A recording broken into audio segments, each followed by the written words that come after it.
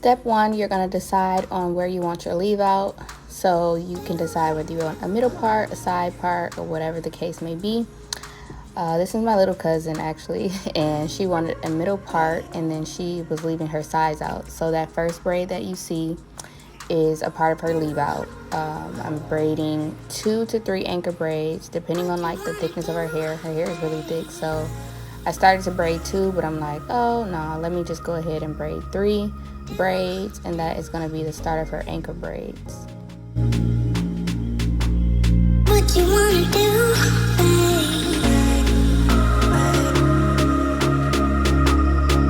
So now that I'm finally done with the third braid, I'm actually going to connect the 3 braids and braid them down as one, right?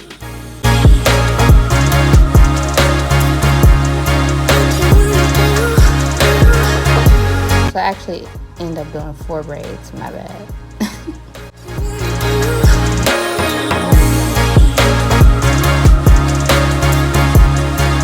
It depends on how much hair the client has. And again, your braids doesn't have to be this small. I just really wanted her braids to be flat under her quick weave install. So I'm just connecting the 4 braids and turning them into one, and then I'm going to braid them down to the end. I'm slowing up the process so you guys can see exactly what I'm doing.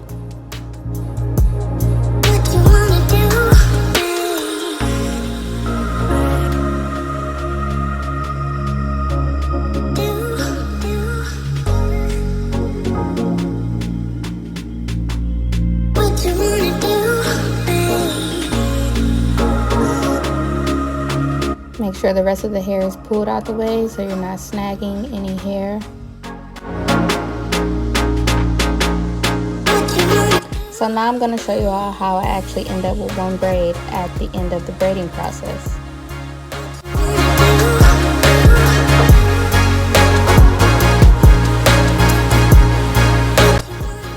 So now that I'm halfway through the 5th braid, I'm actually going to connect the anchor braid.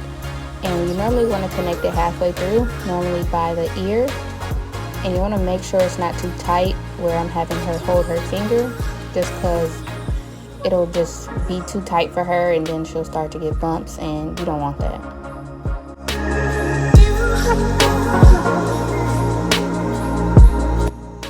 So I'm having her hold her finger right there, so I'm not pulling as tight while I'm braiding the anchor braid into the 5th braid.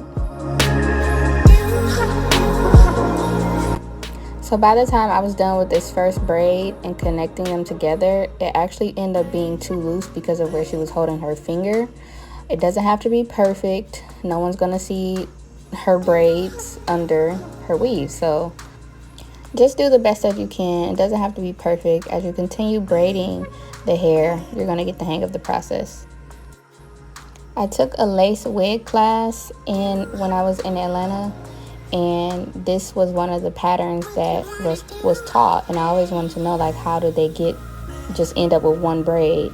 I really love this braiding pattern specifically, just because normally I would braid all the braids down and I would be left with so many braids, and then I'll have to sew it. So with this process, I only have 1 braid left, and it just saves me time. It saves me time of having to sew all those braids up at the end. So now I'm just going to repeat the same process all over her head. I'm going to speed it up just a little bit.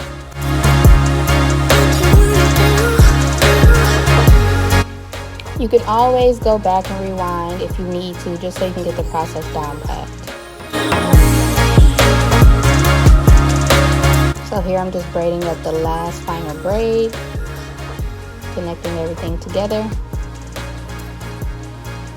And ta-da! This is what you'll end up with. Step 3, you want to make sure you oil the scalp so the hair is moisturized under the cap and under the weave. To be honest, you don't have to have this many braids. 8 to 10 braids should be good. You just want to make sure your braids are not too bulky. Step 4 is add the protective layer. I'm putting on a wig cap and I'm using Robert's Diamond Bond Protective Shield. This acts as a shield over your natural hair, so when I actually start to glue the weave down, no glue gets on the natural hair.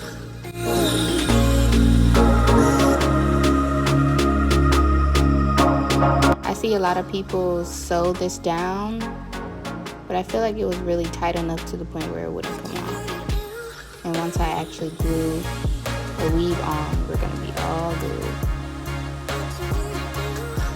I don't have the clip where I was actually blow drying this, but you do have to blow dry it until it's dry.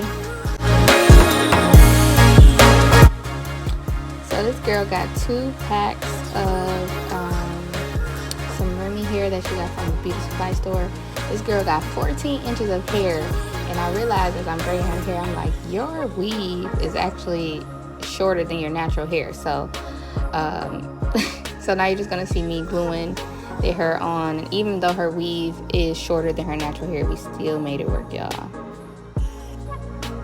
Okay, I'm gonna go ahead and stop talking and let you guys see how I glue her tracks in, and if I have to jump in and come make a point, I'll be back. What you wanna do, babe?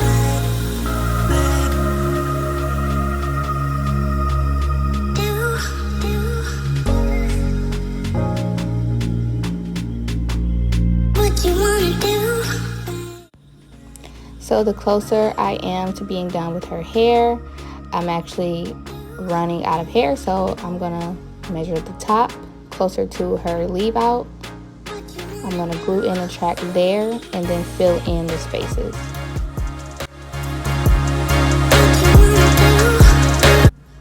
When you're getting a quick weave or a sew-in, I really recommend people get 3 packs of hair, just because a quick weave, you normally are using 2.5 packs or the whole 3rd pack. And it also depends on how full you want your hair to look as well. So this part you have to be really careful. I'm cutting off the rest of the cap from her leave out. And here comes the fun part. Now we get to style the hair.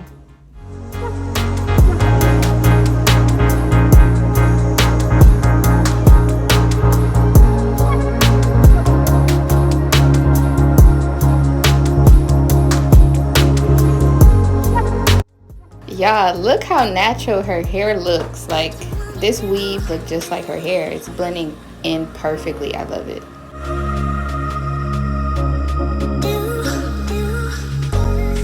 We're gonna go ahead and slick them edges down. So I'm just using a wax stick to lay her edges, and I'm gonna make sure I include all the products that I'm using in this video in the description box below, so make sure y'all go ahead and check that out. And here I'm just bumping the ends.